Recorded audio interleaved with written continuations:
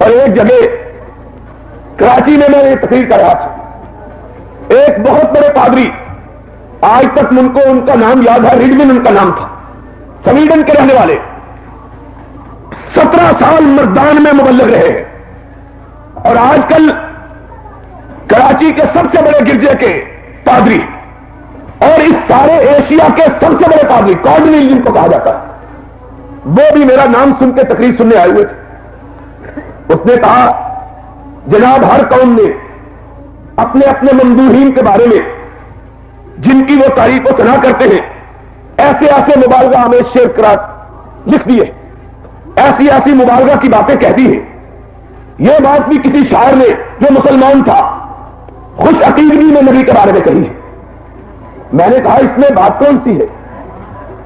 اس نے کہا کہ یہ کوئی بات ہے کہ یوسف کا حسن بھی ہو، عیسیٰ کی پھوک بھی ہو اور موسیٰ کا ید بیضا بھی ہو، یہ بات کوئی ممکن ہے؟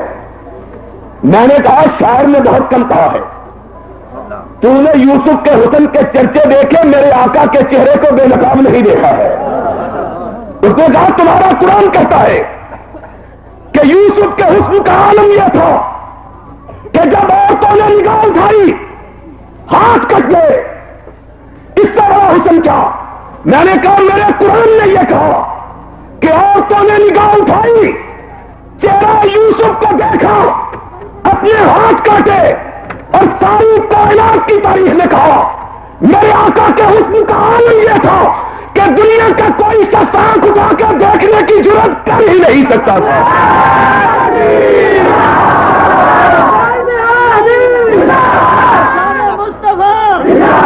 اس کو تو دیکھتا لیا تھا، یہاں کوئی ایک ملتا ہی نہیں کہ جس نے جی بھر کے دیکھنے کی جرات کی، کوئی دیکھ ہی نہیں سکا۔ اس نے جہاں تھا وہ ہے کہ آنکھ پڑے تو آنکھ جل جائے، کوئی اس کے حسن کی تاب لا ہی نہ سکے۔ اور اسی لیے تو جابر نے کہا تھا کہ ایک چاندنی رات میں، چھٹکی ہوئی چاندنی میں، چاند کے حسن میں محل ریگزار عرب کے ذروں کو چمکتا ہوا، جگمگاتا ہوا دیکھتا، اس کے حسن میں ڈوبا ہوا مدینے کی گلیوں میں گھوم رہا تھا، صحرائے عرب کے ذروں کو دیکھتا، چاندنی ان میں چھٹکی ہوئی پاتا، دیکھتا کہ ہر ذرہ آفتاب بنا ہوا ہے۔ میں نے کہا آسمان والے کوئی چاند سے بھی زیادہ حسین ہے؟ کہا یہی سوچتا ہوا گیا اور طیبہ کی کچی پکی مسجد کے صحن میں جا پہنچا۔ کیا دیکھا کہ آمنہ کا لال سرخ چادر اوڑے صحن مسجد میں بیٹھا ہوا۔ کہا میری نگاہ آسمان کے چاند سے ہٹی، زمین کے مہ کامل پہ پڑی، بے اختیار ہو کے کہا من وجہ کل منیر لقد نور القمر۔ آقا چاند بڑا حسین، لیکن چاند کو بھی اگر حسن ملا تو تیرے چہرہ پر انوار سے ملا ہے۔ حسن یوسف کی بات کرتے ہیں، حسن یوسف کہنے لگا، اور حسن یوسف تو تھا جب میں عیسیٰ کی بات کرو۔ میں نے کہا جب میں عیسیٰ کی بات کیا کہتے ہو؟ کہ عیسیٰ کیا نام تھا؟ قرآن پڑھا ہوا، مولانا سبحانی صاحب اس کو جانتے ہیں، یاد ہے ریڈ میں قرآن اس کو بیچتے ہوئے، شاید آپ کو بھی یاد آیا تھا یہاں۔ اس نے کہا قرآن نے کہا تبرئ الاکمہ والابرص، اور جن کی بینائی چلی جاتی تھی ان کے چہرے پہ ہاتھ پھیرتا تھا، بینائی پلٹ آتی تھی۔ اور قرآن کہتا ہے عیسیٰ کو کہ جن کی روح نکل جاتی تھی آواز دیتا تھا، روح پلٹ جاتی تھی۔ اس سے بڑا دم میں نے کہا پھر تو نے عیسیٰ کو دیکھا، اس کو نہ دیکھا جس کے پیچھے عیسیٰ نے نماز پڑھی تھی، تو نے صرف عیسیٰ کو دیکھا ہے، اس کو نہیں دیکھا۔ بولا اس نے کیا کیا؟ میں نے کہا عیسیٰ نے یہ کیا کہ جس کی بینائی نہ تھی پلٹاوی، اور میرے آقا نے یہ کیا کہ وہ اللہ آیا جس کی بینائی تو بڑی بات ہے، آنکھ کا ڈھیلا ہی نہیں تھا، آنکھ کی جگہ ہی نہیں تھی نہیں، اس نے تو گئی ہوئی بینائی پلٹا دی، اور میرے آقا کے پاس وہ آیا جس کے پاس تھی ہی نہیں۔ آقا کی آواز سنی، نہال ہو گیا، آقا کی خدمت میں بیٹھا رہا، دین سمجھتا رہا، مسائل سیکھتا رہا۔ آقا خوش ہوئے، فرمایا ساتھی کچھ کہو مانتے ہو، رب سے لے کے دے دیتا ہوں، اور توحید کا مسئلہ بھی سمجھا دیا، میں نہیں دیتا رب سے لے دیتا ہوں۔ اس نے کیا سوال کیا، ہائے ہائے ہائے اللہ تیری بھی کیا خواہش ہے۔ ایک ساتھی چپکے سے کہنے لگا کیا ہے؟ مورخین نے عجیب بات لکھی ہے، اس نے کہا صحابی اللہ کے رسول سے کہو جنت لے دو، اس سے بڑی کائنات میں کیا ہے؟ جنت ایک مومن کا منتہا، لیکن وہ اللہ کتنا ذہین تھا، اس نے کہا وہ چیز مانوں گا کہ جنت جس کے اندر آ جائے گی، جنت جس کے ماتحت ہو جائے گی۔ آقا نے پوچھا جواب کیوں نہیں دیتے؟ سسکی نکلی منہ سے۔ آقا نے فرمایا کیوں سسکتے ہو؟ کہو رب سے کہتا ہوں، گزارش کرتا ہوں۔ کہنے لگا آقا اگر آپ کہتے ہیں تو رب سے کہیے کہ میری آنکھیں نہیں ہیں، آنکھیں دے دے تاکہ آپ کے چہرے پر انوار کو دیکھ لو۔ حضور نے کیا فرمایا؟ فرمانے کے جنت میں جا کے دیکھ لینا۔ کہنے لگا آقا اتنا انتظار کون کرے، چہرہ دیکھ لوں جنت خود آ جائے گی۔ کہ لا یمس النار من رآنی، اور آمن رآنی، اور جس کی آنکھ نے میرے چہرے کو چوم لیا اللہ نے اس کو جہنم کی آنکھ کو حرام قرار دے دیا۔ کہا آقا کہ بات تو یہی ہے کہ رب سے کہنا تو کہیے کہ آنکھ دے دو۔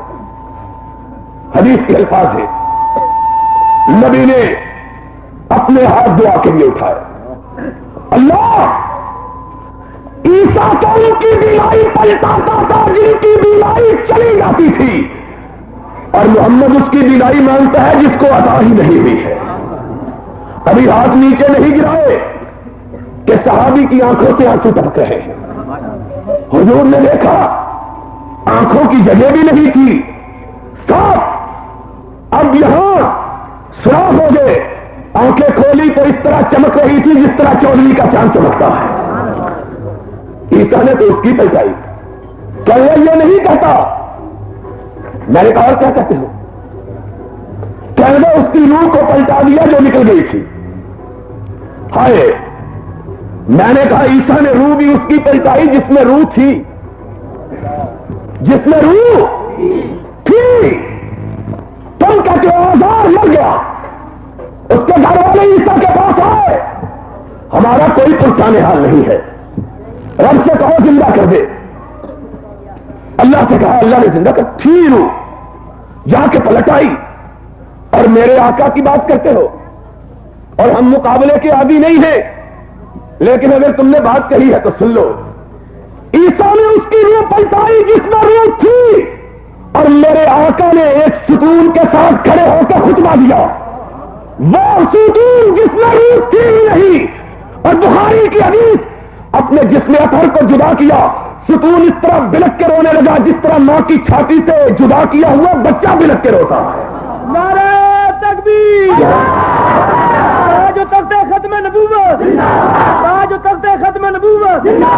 یہاں روح تھی پلٹ آئی، یہاں اس کو روح عطا فرما دی جس میں روح تھی ہی نہیں۔ کہا لگا بات ہوئی ہے تو ید بیضا کا بھی ذکر ہو جائے۔ میں نے کہا نہ کرو، تمہیں پتہ نہیں کہ رب نے موسیٰ کو جلال دیا، رب نے موسیٰ کو جلال دیا اور عیسیٰ کو جلال دیا۔ جلال آدمی آیا، آنکھیں اٹھائی، کہا میری طرف آنکھیں اٹھا کے دیکھتا، فوقظہ موسیٰ فقضا علیہ، مکہ مارا وہی مر گیا۔ عیسیٰ کو جلال دیا، کہا تمہارے دانے گال پہ تو تھپڑ مارے دانا بھی آگے کر دو، اور میرا آقا آیا، اس کو جلال بخشا، اس کو جلال بخشا، اور آمنہ کا لالا اس کو جلال بھی بخشا، جلال بھی بخشا اور صاحب کمال بھی کر دیا۔ نعرہ تکبیر۔ موسیٰ کا دوست کہتے ہو کہ جا رہا تھا جنگل میں، قوم نے کہا پیاسے ہیں، پانی نہیں ہے، ید بیضا اٹھایا، پھر لاٹھی اٹھائی، پھر پتھر پہ ماری، فانبجست من حسنتا عشرۃ عینا، پتھر سے 12 چشمے پھوٹ پڑے. کیا معجزہ ہے؟ کہنے لگا دیکھا میں نے کہتا تھا. میں نے کہا تم نے کہا تھا لیکن ہماری بھی سنو. موسیٰ نے لاٹھی پتھر پہ ماری، 12 چشمے پھوٹے، اور چشمے پھوٹتے ہی پتھروں سے، چشمے پھوٹتے ہی پتھروں سے. اور پھر میرے آقا کا معجزہ دیکھو کہ ان کے لیے 12 چشمے پھوٹے، جب تک وہاں رہے چشمے پاس رہے، جب وہاں سے چلے گئے چشمے پیچھے رہ گئے، اور پتھروں سے ہی چشمے پھوٹے. لیکن میرے آقا کی بات کرتے ہو، وہ بھی اسی طرح جنگل میں جس طرح کبھی موسیٰ صحرا میں تھے، ان کے ساتھ بھی قوم جس طرح قوم موسیٰ ساتھ تھی، وہ بھی تشنہ لب جس طرح موسیٰ کی قوم تشنہ لب. ان کے دل میں بھی خیال آیا آقا ایک ایسا ہی روز تھا جب قوم موسیٰ پیاسی تھی، پانی نہ تھا، پتھر پہ لاٹھی ماری، 12 چشمے پھوٹ پڑے. آقا آج ہم بھی پیاسے ہیں، ہمارے لیے بھی کچھ ہو. میرے آقا نے تبسم کیا، فرمایا موسیٰ نے تو پتھر پہ ماری لاٹھی، محمد کو پتھر ڈھونڈنے کی ضرورت نہیں، رب نے میری انگلیوں کو چشمے بنا دیا ہے. اور چشمے پتھروں سے پھوٹتے ہی ہیں، لیکن کسی نے 5 انگلیوں سے چشموں کو پھوٹتے ہوئے نہیں دیکھا تھا. حدیث میں آیا 1800 صحابی، ایک حدیث میں 1400 صحابی، سب نے پیا. حضور نے اپنا دست مبارک پیالے میں رکھا ہوا، سب پی چکے، اپنی مشکیزیں بھر چکے، اپنے اونٹوں کو پلا چکے، لیکن انگلیوں سے پانی اسی طرح جاری ہے جس طرح دریاؤں سے جاری ہوتا ہے. وہاں تو چشمے پیچھے رہ گئے تھے، یہاں ساتھ ساتھ چل رہے. میرے آقا کی بات کرتے ہیں، رب نے یہ سب کچھ بنایا، یہ سب کچھ عطا کیا کس لیے؟ کہ ہم ان کا نام سنیں اور سر دھلیں، ہم ان کی بات سنیں اور واہ واہ کریں، ہم ان کے ذکر و مبارک سے اپنے کانوں کو خوش کریں، اپنے دلوں کو سرور بخشے. بس رب نے یہ سب کچھ عطا کیا اس بات کے سمجھانے کے لیے. اور کائنات کے لوگوں، اگر ساری کائنات کے نبی امام الانبیاء کے مقابلے میں کوئی حیثیت نہیں رکھتے تو یاد رکھنا، جس کے حیثیت نہیں رکھتے تم اس کے مقابلے میں کسی دوسرے کو لا کے نہ بٹھا دینا.